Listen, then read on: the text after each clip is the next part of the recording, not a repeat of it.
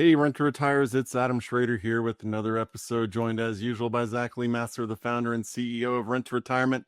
And we have with us, if you're watching on YouTube, some faces you might recognize. If you're into, fix and flips or watching the A&E or any of those shows, we have Dedric and Krystal Polite. They are real estate investors and entrepreneurs for the last decade. They've been helping people start their journeys as well and inspiring all of those around. So Polites, thanks for joining us. Adam, Zach, thanks for having us. Thanks for having us. Absolutely. So let's start where we start with everybody, and that is tell us about your first real estate deal and what it was about that experience, whether good or bad, that led you to decide, you know what, I'm going to keep going down this road. And not only did you keep going down that road, you went down that road. So tell us about that first one. Yeah, my first real estate deal was actually before we got together. I bought my first property in Boston, Massachusetts. It was a house hack. So I was working a corporate job. I got 100% financed, three unit or triplex as they call it in Boston. And this was 2007. Paid a $408,000 for it. I actually got a check back at closing for $1,200 because I read a book on how to do that. And that was my first real estate deal. I lived in one of the apartments. I rented out the other two. That covered the majority of my mortgage, and I was off to the races from there. But I didn't start. I went back to working my corporate job because I was too afraid to jump out on the limb and take the risk. But I held that rental property for about a good 15 years, just sold it 2 years ago, and sold it for double what I paid for it back in 2007. So that was my first real estate investment. Krystal? I think our first one was together. It's Airbnb. Oh yeah, Airbnb was our first real estate 2012. venture together, 2012. So Airbnb was relatively new at the time. Nowhere near like it is now. I think it only been around maybe 2 years prior. And I met him. He had just got fired from his job and Unceremoniously laid off. And I told him to figure out what his passion is. What does he truly want to do? And he came to me with the idea. He said, hey, we could Airbnb your apartment. And Airbnb wasn't a verb back then. She was like, what's that? Yeah. And he explained it to me like, oh, this is what happens. People rent their apartments out in their houses. And I was like, okay, let's do it. He's like, well, your brother stays there now. And I was like, well, he did. Hold on. Made a phone call, called him. I said, hey, you have 2 weeks. You have to be out. And for the record, he was crashing on the couch at her apartment. She was always at my place. He wasn't paying any rent. That's a crazy fast eviction process you have going on there. Yeah. And when you ain't paying, you ain't staying. So even if you're family, right? So even if you're family, right? Family, those are the worst ones. Them be the ones that get you sometimes. So he understood, left 2 weeks. We ended up furnishing it. We did it for maybe 2 months, I think it was. No, 3. How long did we even do that? Maybe 4 months. About 4, going on 5 months before we actually ended up moving to North Carolina, where we're at now, and made maybe close to $60,000 at the time. And we were able to pay off debt, pay for my mother's wedding. It was definitely a great experience for someone who people had never heard of it and just jumped into it all within like 30 days. All right, so there's a lot to unpack here, and we want to get into your guys' full story, of course. So Dedric, you had it sounds like a creative finance deal, or I mean, you mentioned no money down in house hacked it. I want to hear how you got into that. Sounds like you got fired from your job, which was probably a silver lining that kind of forced your way into full-time real estate. You guys, for those of people who don't know you have a show. I think it's called 50/50 Flip on Hulu. That's really cool to watch, and so we want to talk about that. But let's go back and even rewind a little bit to talk about that first deal. And I love to. One thing I always want to pry on for people that have been successful in real estate is like, what was that initial moment, or like what was the why to get into real estate? There's a lot of different things you can do, but you said you read a book about how to do that, house hacking or creative finance, one of the two, but. Talk to us a little bit more in the very beginning stages, because I think a lot of our audience is in that stage where, all right, they get real estate, they understand why, and they're like trying to get in those first few deals. But what was it about real estate for both of you that was like, oh, this is cool, we want to do this? And talk a little bit more about that 100% financed or no money down. It sounds like you actually got money back first deal. If you can share a little bit more moments in the beginning with us. Yeah, I was working a corporate job, 25 years old, was doing pharmaceutical sales, had the company car, had the company credit card, and I read Rich Dad Poor Dad a few years prior. So I realized that again, I caught the bug. I was like, I need to own real estate. I need to generate passive income. So I was like, no better way than to buy my first house. So I came across a book on called How to Buy Houses with No Money Down and Get Cash Back at Closing. And I literally did everything that that book said. I remember my mortgage broker told me it wasn't possible. My realtor, I'm 25 years old. They're all like 50. They're like, Kate, you can't buy a house to get money back. What are you talking about? But at the time, I got an 80-20 loan, 100% finance, owner occupied. And due to the rent credits and everything, I ended up getting a check back for $1,200 when I bought it. So I was like, hey, proved you wrong, right? But that was my first real estate deal back in 2007. One's like you were able to pull it off because you were young and dumb and didn't know any better, according to the 50-year-olds. Exactly. Congratulations on that. Yeah, go ahead. You talked about, you got that Airbnb back then because you'd been unceremoniously laid off, I believe you said. Was that your push? Did you ever go back to a corporate job, or was it just you decided I'm going whole hog, let's do it, and then you started doing all your flips and all of that, or was there a step in between that we're missing? Yeah, there was actually a step in between, Adam. So this is 2012. I got laid off from my sales job. Was all depressed, moping around the house. I'd never been laid off. I had a mortgage to pay on this three family. I had just bought a brand new car, so I'm stressing out. And her and I just started dating, right? And she literally sat me down. and was like, "Look, forget the job, forget they lost you, you didn't lose them." She was like, "You're gonna clear your head, figure out really what has God ordained you to do next as a next step." And really, she breathed life into me at that moment. And I was gonna marry her, but that moment just cemented it, right? And I went, found Airbnb, we started doing that. Now I did go back and get a job for a couple years more. It wasn't until about 2017 when we really went full steam ahead into real estate. But I've been retired from corporate America since 2019, when I finally quit corporate and went full time in real estate. So you have Krystal to thank for pulling you out of that hole and getting you on the right path. So never forget that. But hey everyone, it's Zach Lemaster, CEO of Rent to Retirement, the nation's leading turnkey investment company. Over 800 of our investors have already joined the Rent to Retirement Academy, where they've learned how to buy their first or next investment properties in 90 days or less. Academy members are averaging 4 properties per year using creative strategies to fast-track financial freedom. We teach you everything you need to know to be a successful investor from A to Z, including private lending, short-term note strategies, how to protect your assets, how to maximize tax benefits, everything you need to know to help you maximize your returns across the board. Plus, Academy members become immediate referral partners where you earn up to $1,000 per property that your referrals buy for life on every investment property purchase from all of your referrals. Last year, we paid over $160,000 to our top Academy referral partner. Our Academy enrollment is closing after the next 20 signups, and right now there's an exclusive 50% discount only available for the next 5 days. So to learn how you can join our exclusive Academy program today to fast track your success, click the link below and we'll see you on the inside. I just want to hear from both of you too. Like, you've done a lot in real estate. You've had success. Dedric, you're like me, where when someone tells me I can't do something, that's just like makes me more motivated to go and do it, right? Just for the simple fact of like, I use that as fuel.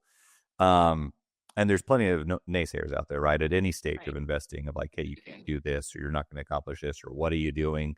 And of course, there are always the people that like aren't out there usually accomplishing big things. But tell us about the why. I mean, I want to get into the show and everything, but tell us about the why in real estate. Why in the beginning, and why did you guys like? Was it a simple fact of like it's scalable, you can create financial independence, it was tangible asset? What's the why behind starting with real estate and sticking with it to this day? Yeah, the why for us, I mean, we both grew up in generational poverty. I grew up in Roxbury, which is a tough neighborhood in Boston. I was raised by a single mom. We were on Section 8 housing. So my motivation was to, how do I rise above those circumstances? And one of the things I found was that it was through real estate. I realized with real estate that anyone can create wealth, no matter your background.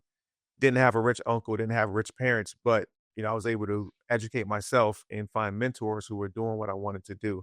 And that's what helped us rise above. And then when I met Krystal, she had a big why as well. She wanted to build a family and build generational wealth. right? And kind of break that curse of generational poverty. And that's what we've been able to do. Navigating volatile markets can feel daunting, especially for those looking to make smart, reliable investments. That's where BAM Capital comes in. With a focused, results-driven approach tailored specifically for accredited investors, they make the process simpler and more effective. By leveraging vertically integrated management, deep local market expertise, and a commitment to excellence, BAM Capital has consistently delivered impressive results, including an average 2.46% equity multiple on exited assets. Their strategy is designed to maximize return potential while mitigating risks, giving investors confidence and peace of mind. Whether you're new to investing or a seasoned pro, BAM Capital offers the tools and expertise to help you invest smarter. Discover more at bamcapital.com/RTR. That's BAMcapital.com/RTR. Serious about scaling your portfolio this year? You need lending built for investors, not cookie-cutter bank loans. That's why BLUPRINT Home Loans and Rent to Retirement have partnered. Together, we're helping investors close faster and smarter. There's investment-only loan programs, rates in the low fives, portfolio and DSCR options, and cash-out refis to keep you moving. Ready to grow? Talk to the BLUPRINT investor team today by calling 888-343-1043 or go to the link in the show notes. Sorry, Krystal, what was it about kind of what you saw in real estate? Because you came into the game a little bit later, like y'all said, several years before you came in. What was it about that Airbnb deal that made you comfortable to say, you know what, even you might find a new job, but we're going to keep going down this real estate path because this works? Was it just when that money hit, you're like, wait, this is possible? Because that's what a lot of people see is when that first rent check hits, like, oh man, this is my mind shift changes. I'm an investor now. And then did you stick with your next investment being a short-term rental, or did y'all decide, you know what, let's veer away from that a little bit and go towards the longer-term rental and doing the flips? Yeah, no, actually, for real estate, it was Dedric's dream. So me getting into it was really to support him in his dream. And Dedric suffers from what so many people suffer from, very common, called analysis paralysis. All right. So Dedric is going to talk you to death about something that he wants to do. He will window shop it. Oh my goodness, this is my car. I don't do any of the above. I'm not window shopping. I don't go to the mall. I'm not winning people. You're an action taker. Get it. Let's go. There you go. See car, get car. There you go. That's it Yeah. for me. Like, if I'm not buying that day, I'm not going to go look. So that's me. If I'm not going to start this business, I'm not going to talk about it. So for me, when he kept talking about it, I went to his house, saw all these VHSs, tapes, books, him constantly talking about, yeah, I'm going to do real estate. And I was just like, okay, we're going to do real estate. So when I told him to go out and truly find what God has ordered you to do, and he found Airbnb, we did that. Then we ended up moving to North Carolina. It wasn't so much, hey, I knew real estate was going to be our next move. It was more so, I'm an entrepreneur at heart, period. So it was more so, what is going to be the next business? So I was looking for our next business We did a few venture. businesses in between. Right. We've owned some franchises even before the real estate. And he kept talking to me about this thing called wholesaling. So he was talking to me about it. And I was just like, okay, let's do it. So I went out and started researching on my own. I went out and started our company. I started signing us up for seminars, because once I started talking about it, Once you start researching, and you get me to research something, and then I got to read about all this stuff, you pointed at this point, you're not going to waste my time reading about this stuff, and we just not going to do anything. and that's what I needed, right? She gives me that kind of kick in the pants to get going on a lot of things. So it was really because it was his dream, his goals, and I'm always going to be 10 toes in with you, no matter what, if this is something that you want to do. So that's really how we got into it. And then for me, my why was we just got to build wealth with it. It can't be, we didn't go into flipping immediately. For me, it was about buying and holding. that's it. So when we got into real estate from the very beginning, it was always to build generational wealth. So it was always to, let's see how many properties we can buy and hold.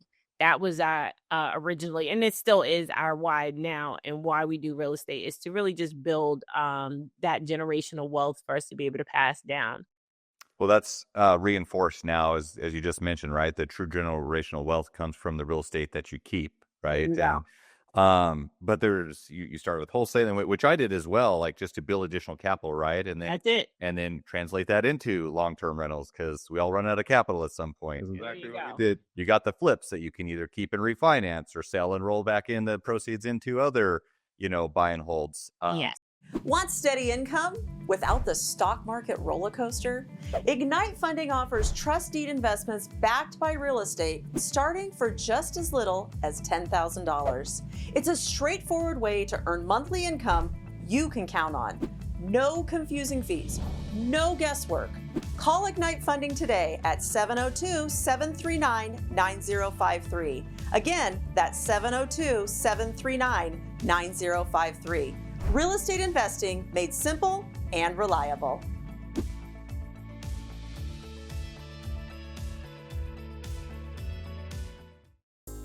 Are you managing rentals from a distance?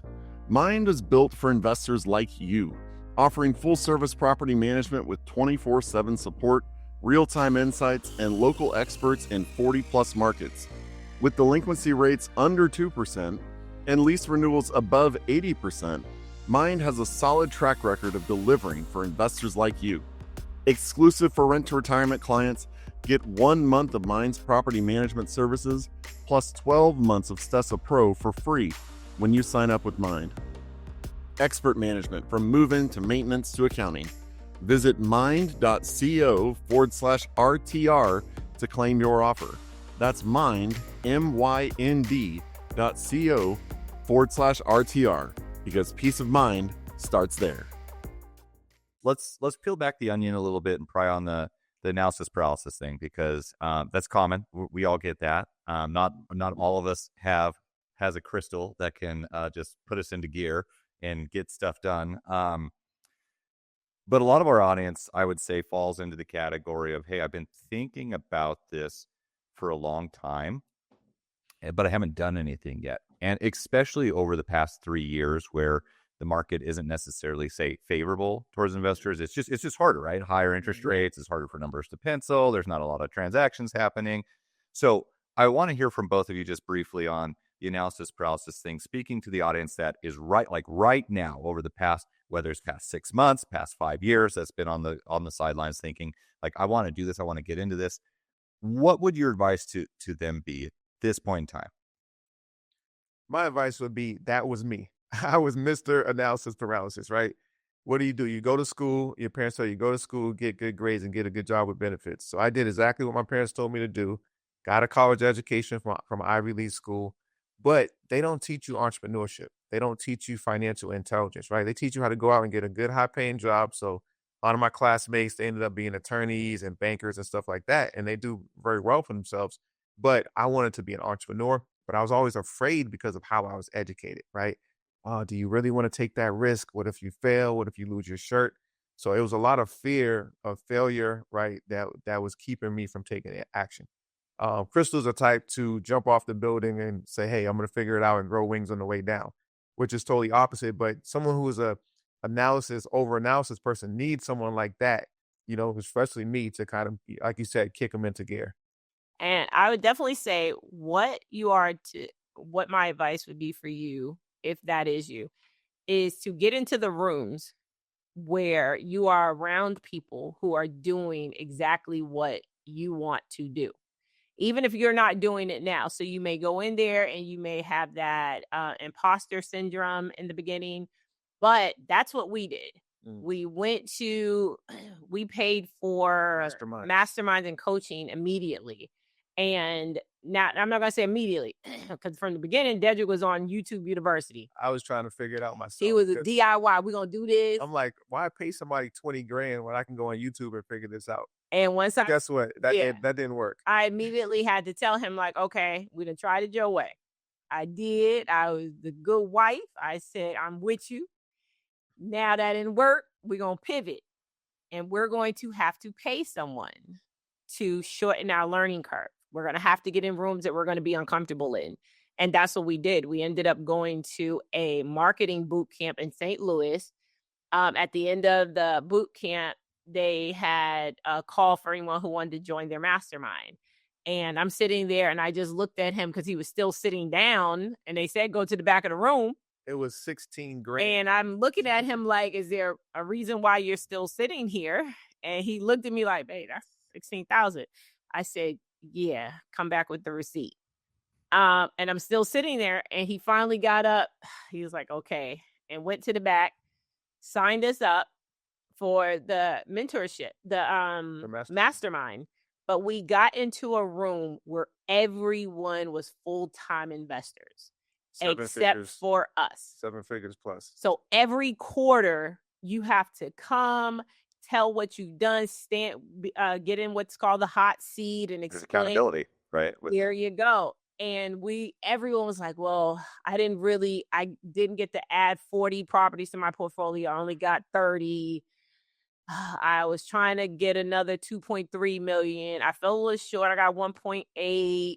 And we're sitting up here looking at us like each other like, what in the world? It was embarrassing.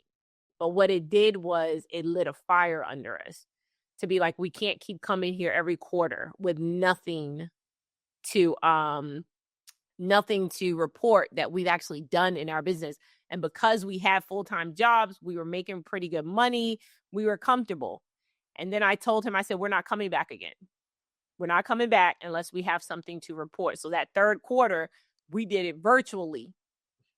And after that, I said, here on out, we're moving the needle in this business. That's what we did. Let's keep going with this for a second because this isn't something we talk about a lot on this show, but this is something that people see probably on a daily basis when you're on YouTube University and you're looking down all the paths of like all the different ways to learn. And look, there's a lot of information out there. Yeah. That's publicly available. We have our podcast and YouTube channel. We put a lot of stuff out there.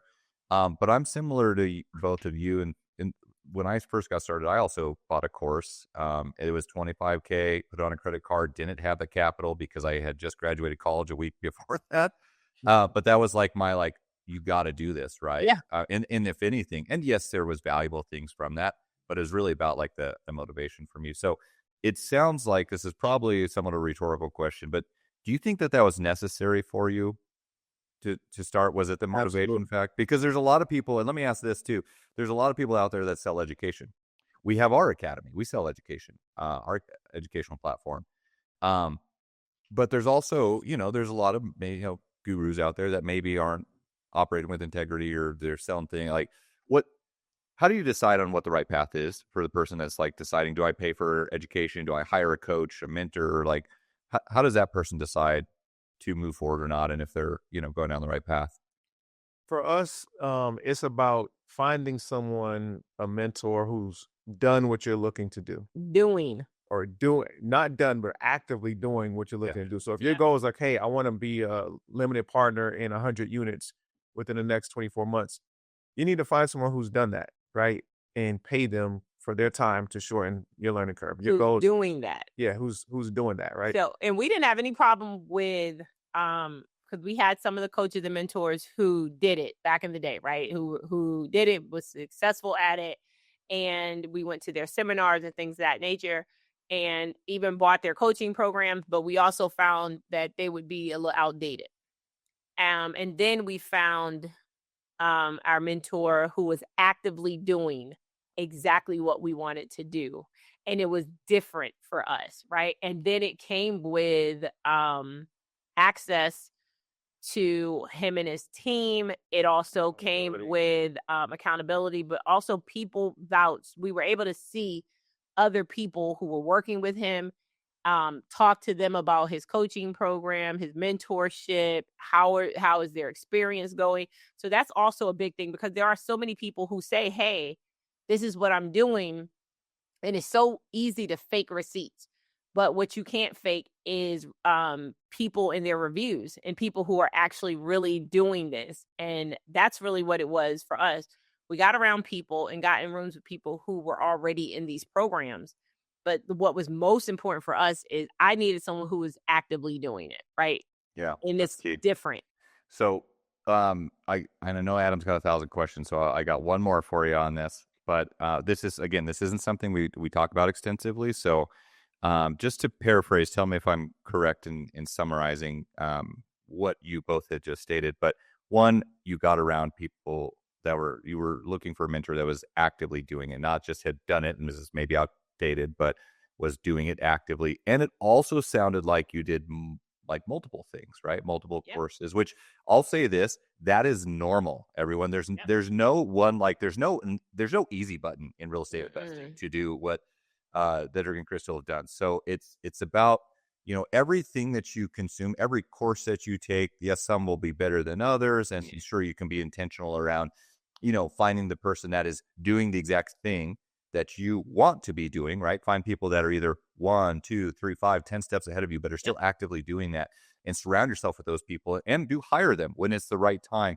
But also everything you do, like there's something to be taken from that will help you be a more successful investor. And that's true for coaching programs. That's the same for real estate deals, even ones that go south, right? Not every deal is a win. They're all learning lessons. But all right, sure. I want to go back to one more thing just real quick, because you two are obviously very complementary of each other in your analytical approach, and Krystal, your action-taking approach.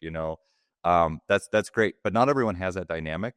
What would your advice be to someone that really wants to get in the game, but they have a spouse that's not on board and maybe not complementary with their goals? But how do they move forward and keep a good marriage? So, right. So we get this question a lot, probably every time we are speaking at an event or DMs or and this is probably the number one question we get. And I always tell people, is you want to, if you can, start. And this is for the people who don't have that spouse yet. First date should be a business meeting. Interesting. First date. Our first date was a business meeting. And we got out the way all the uncomfortable conversations that people wait to have 9 and 10 months down the road when you're all in love and you can't see yourself without them. And now you're like, oh, wait, wow, okay. And those questions were, what is your credit score? First date. At the center of the Experian report. So Listen, meet you at dinner. 3 bureaus, not just one. We need that TransUnion and that Equifax. What about the ones that are married? What about the people that have married 20 years? And the people who are married, we always tell them, when you don't have these uncomfortable conversations, and then you say, hey, I'm an entrepreneur, I really want to pivot and do this real estate thing. You have to take into account that your partner or your spouse didn't change. You did. They're not changing their conversation. You're changing yours. So you have to understand that. And within understanding that, this may be a journey that you have to start alone. It don't mean you're going to finish it alone, but sometimes you have to make a believer out of a non-believer, because this isn't something that they necessarily signed up for.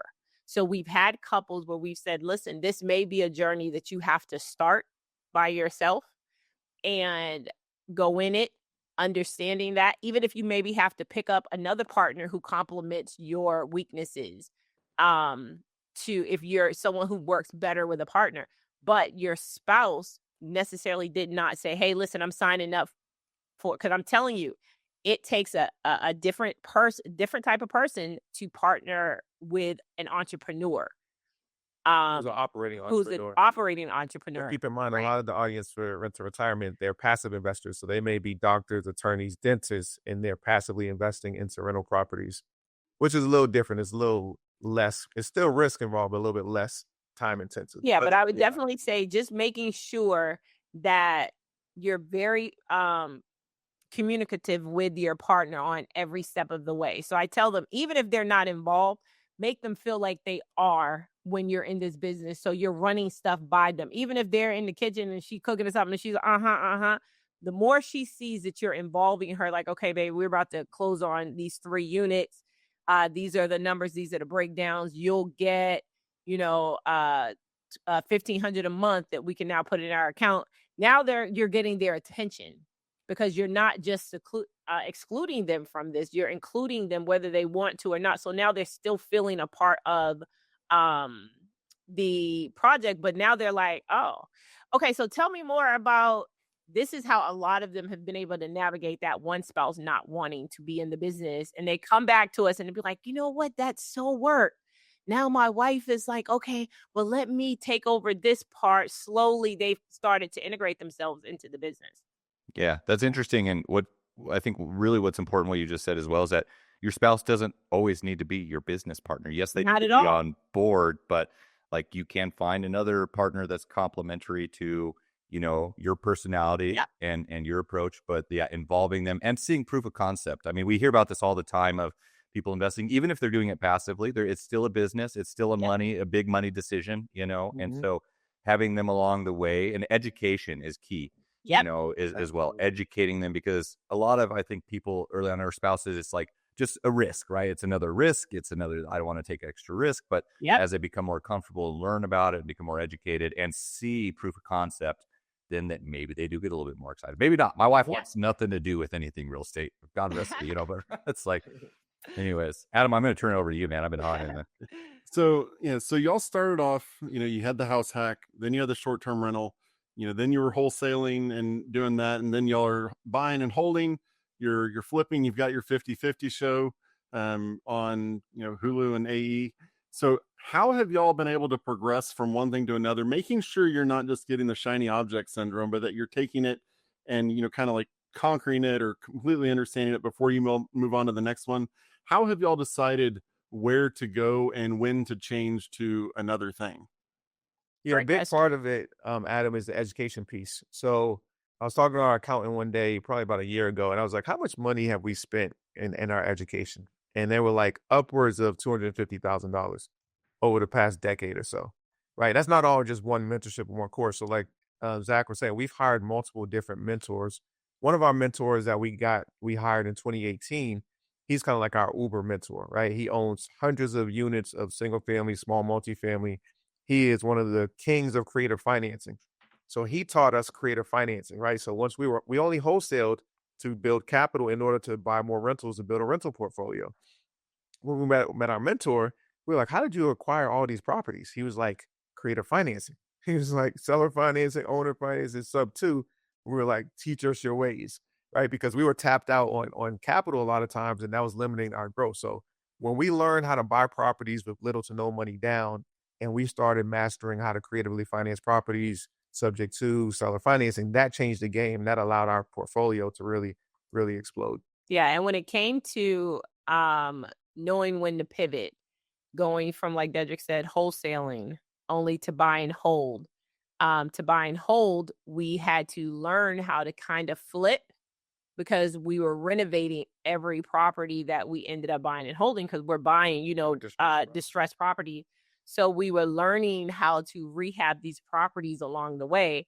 And because we both came from really generational poverty, the houses that we lived in looked a mess. So we made it a point to make sure that no house that we ever rehabbed, whether it was a rental or a flip, would ever look anything. You wouldn't be able to differentiate the two. But it wasn't until after we had already accumulated these portfolios, that's when the TV show had contacted us, because they had seen our Instagrams and YouTubes and thought we were flipping houses. So when it was like, hey, we want to offer you guys the show, we love what you're doing, flipping houses. And we was like, oh, well, we don't flip houses. We renovate our rentals. And they was like, so none of them are flips. And we was like, no, we're buy and hold investors. They was like, oh, okay. Well, we was like, well, we don't care. We want to show all of that on TV. So we tell people in full transparency, the first time they ever saw us do a flip, it was on national TV. We had never flipped and sold the house prior. Every single one has always been a buy and hold. I love that so much, because that just goes from like that just goes to show the investor mindset versus like the TV reality mindset of like, oh, let's flip this for X amount of dollars, when it's like, oh, it actually makes more financial sense to keep it as a rental, and here's why. So you guys actually still work your way in. Let's talk about the show. So obviously that's very exciting. Congratulations on all the success, you guys. And then I mean, that's now you're famous, right? And Overnight successes in a mere, 17, 18 years? Right. and it's in the show's still going. And I know I'm doing some research on you guys at a big mission of yours, and I think this personally connects with both of you, is to provide affordable housing as well, right? Solve that problem. Like there's an affordability crisis in the U.S. worse than it's ever been, and it's not getting any better, right? So, Correct. talk to us about the affordability vision, and tell us a fun story about the show, right? For those who haven't seen it, they got to check it out. We'll put the link in the show notes, but sounds like you're found on Instagram, but tell us about that journey as well as how you're solving affordable housing. Yeah, it's definitely been a journey. So we finished up season 2, and like I said they found us on social media. We, going into it first season, you don't know what you don't know. So it went from, oh, you're going to only film maybe, 2 to 3 days a week. It went from that to a couple hours a day to 5 days a week, 10 hours a day straight. Maybe full-time job, really. Full time. And for us, we were still running like 6-7 other businesses. And real estate related. So we had a wholesaling and flipping company. We had a buy and hold company. We're doing short-term rentals. So we're doing that. And on top of that, the TV show is like another full-time job. And we was like, oh, we'll be able to do it all. Don't worry about it. And we had talked to some people that we knew that was in the space and already had TV shows on HGTV. And they was like, yeah, no, this is going to be your job going for. And we was like, yeah, they don't know what they're talking about. What did they? But I tell you, after the first season, season 1, we say, yeah, we done. We not doing no more. I remember in our team, we had like 3 people doing the work of like 15 people. So we have a small team. How many people it took to really produce a TV show, not behind the scenes, but just your team that you needed as well. So season 2 was much easier for us. We came back with a bigger and better team of people who were actively really already in our business. We actually got our systems dialed in even more behind the scenes. Our production crew, everything was really top notch come season 2. And we also stepped up our flipping game, right? So we still keep it where our houses are affordable. Our flips are still starter house price points. We don't do triple digit $1 million flips. We don't do any of that. We want to give a forever home to a first time home buyer, whether you are a school teacher or you work at a convenience store. We want them. Sometimes this is a majority of the time, this is a person's biggest purchase. And we don't want people coming into homes having to say, heck, I got to put another $60,000 to update it just to get it to where I want it. So we give forever homes, and being able to give it to them at an affordable price, whether it's the homes that we're flipping or the apartments, because on our TV show, we told them we're not going to be the millionth flipping show. So if that's what you guys are looking for, we are definitely not we them. Don't flip every property. We have to show people who we are and what we really do. And that involves the investment side of what we do, how we acquire these properties creatively, how we rehab them, the multifamilies we keep, the multifamilies and the properties that we actually keep, and buy and hold, why we buy and hold them, the true numbers behind them. So A&E is great because they shoot documentary style. So they're nothing scripted. Our numbers are exactly what they are. And we're very transparent on our numbers and our budgets and what we're putting into these properties, and we fund them. So we don't get any financing from the network. They're here to just document what we're doing. That's it. Yeah, I love that y'all are doing that, because you hear all these. I've heard over the years, and the other channel that does a lot of these, that people come in and they buy these properties, and it turns out it was like these new people who came in and flipped, and 3 months later the walls are falling apart and all of that. But y'all are obviously in the game doing this for investors and for retail, and people know that they're getting a quality thing. What led you to, whenever they came and talked to you, how did you not get like the imposter syndrome then? Because it's one thing to be doing it on your own together, But then you go, you know what? I'm going to do this in front of, I mean, since it's online, the world, literally. In front of millions of people. No, we did get the imposter syndrome. I know I did. Krystal's very private, right? So I'm kind of the face on the social media aspect. So when they first approached us, we were like, man, this is interesting. We didn't think we'd actually get picked. They were like, we're interviewing, hundreds of people across America, and we'd like to, interview you guys. We're like, all right, well, let's just go through the process and to see how far we can get. Yeah, right? because it was no, we're not doing it, but let's just see how far we can get. Yeah, so we thought maybe we could tell our friends, over a beer, like, yeah, we were the finalists, we get our own TV show. But when we made it to the end and they actually offered us our own show, we were like, We was like, oh, we didn't know we were actually going to get picked. okay. Uh-oh. And then Dedric was like, yeah, we're not doing this. And I was like, well, we kind of have to now. We've already gotten all the way to the end, and I'm very big on our name and being true to who you are. And if we say we're going to do something, then we have to do it. And I don't believe in going against our word and our ethics. So when I told them, I said, look, they've been through all these people and they could have picked someone else. So we hadn't said we were going to do it at that point. Right. We hadn't. But because we did make it, I was like, it would be unfair to them as well to now have to go back through candidates and say, okay, well, now we got to pick someone else. I was like, yeah, we kind of got to do it now. So he was like, I'm glad we did it. My fear was like, I was like, all right, they want 10 episodes. yeah. I'm going to have to raise about $2-3 million in money. Right. That was my fear. So I panicked because I'd never raised any private money to that point other than a few $1,000s from family and friends. So I panicked. Right. Then I got with a mentor and Krystal kind of gave me a checkup from the neck up. And I was like, I have to figure it out. Right. Yep. Gave me and a little literally pep talk. I figured out how to raise multiple millions of dollars in private money, and that's how we pulled off season 1 and season 2.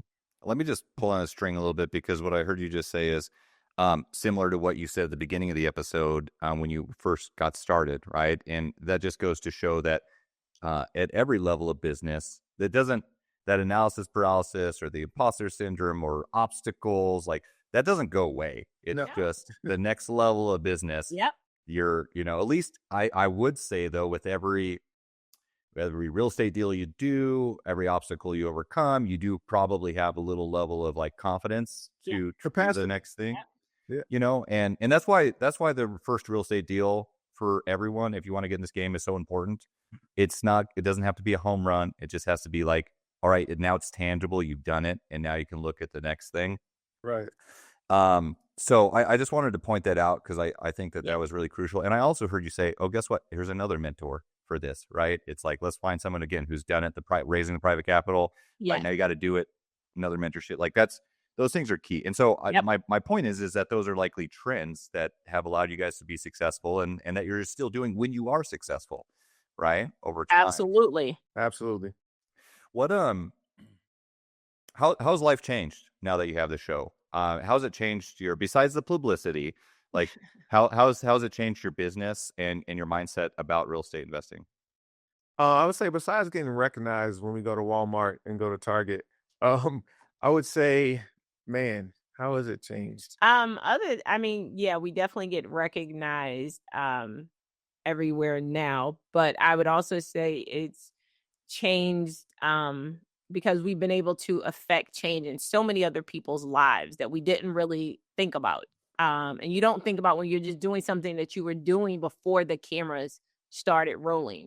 So we get letters, we get, people, and I didn't even know people still wrote letters. Snail mail letters. But we get a ton of letters from people who have watched our TV show. We get a ton of people, a ton of letters. I was literally just reading 2 from yesterday's mail. People from jail, from prison. We're getting probably a handful of letters from guys in prison who have seen the TV show and has now said, listen, this is the show that's made me want to change my life and get into real estate and get into construction. And I've seen a way. One letter said, for the first time, this show has held me accountable for my own actions. Before, I thought the system put me here, and just watching this show and seeing you and your wife and what you've accomplished made me realize that my own actions have put me here. you and I are the same age and we've come from similar backgrounds. I researched your story talking about Dedric, and I saw that you were no different than I was growing up. And for the first time, I've had to hold myself accountable. So hearing from people like that, hearing from people in the neighborhood who find us and say, hey, you guys flipped our house down the street from mine. I want to tell you, and they'll be crying, thank you so much, because I lived in this house 30, 40 years. Parents lived in it before me. And I didn't realize that my house, who looks identical to the ones that you flipped, could look like this, or that there was any beauty left in it. Or value left in this house. So they've now started to, and we call it that trickle down effect. So when we come in and we're going into neighborhoods that people typically would not always flip in or go into, and we're renovating these houses, and people are now starting to see the beauty in their own neighborhoods. And people are contacting us from all over the globe saying, one of the things, Dedric and I have a program that we do is called Don't Sell Big Mama's House.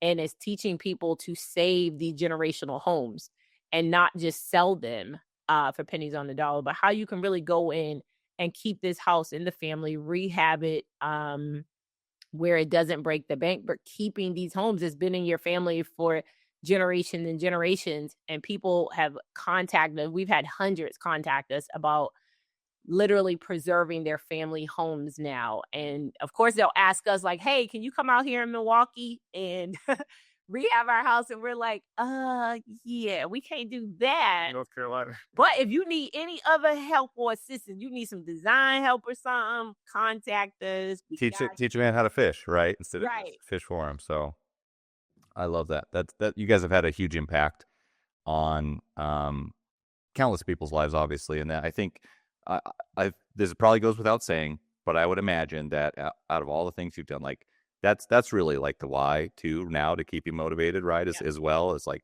Absolutely having that impact on other people. Like there's no substitute for that. This is, I think a lot of people for successful real estate investors when they're first getting in, they may be motivated by money, that's okay. Like to say that, like to change your financial position.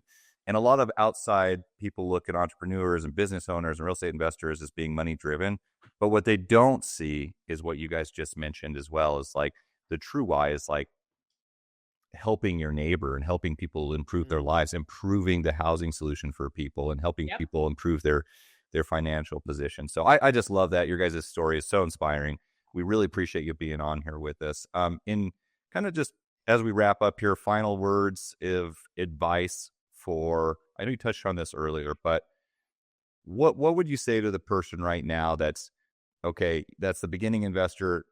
We talked about that, but the person who has one or two rentals, or maybe owned a rental and has had a bad experience with real estate, because there's no shortage of those people, what is your advice to get to that next level? Because that seems to be the sticking point of that next analysis paralysis of like, how do I get to that next level of like true financial independence, or going full-time real estate after they've had, some experience? What would your advice be to that person? Yeah, my advice would be, like we talked about earlier, is just get around someone that's already doing it.